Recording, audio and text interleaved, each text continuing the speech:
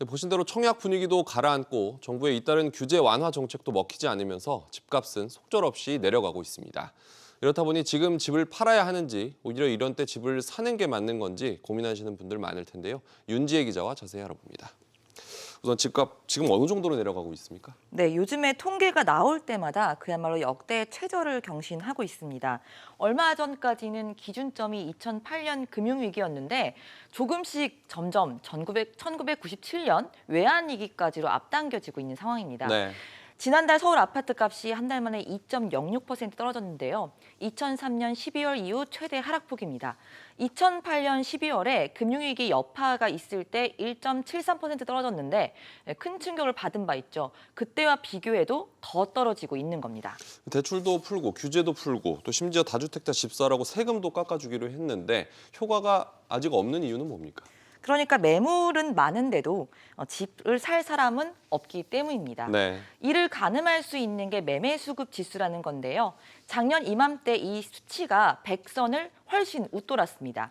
그랬던 게 지금 1년 만에 서울 기준으로는 70선이 붕괴되면서 64.8까지 떨어졌습니다.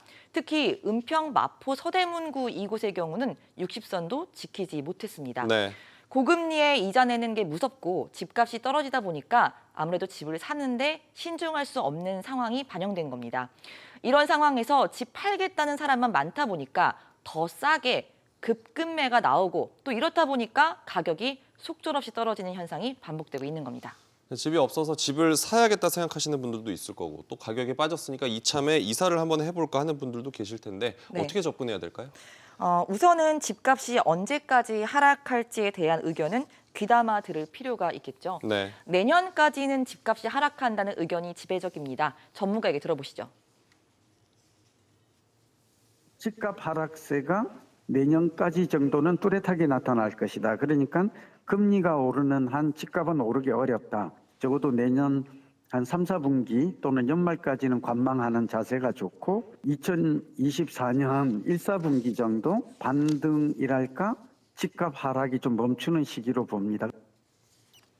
네, 무주택자, 대출받아서 집을 사려시는 분들 아무리 급하더라도 금리가 좀 진정이 되고 추세를 볼 때까지는 관망하는 게 낫겠다는 게 전문가들의 조언입니다.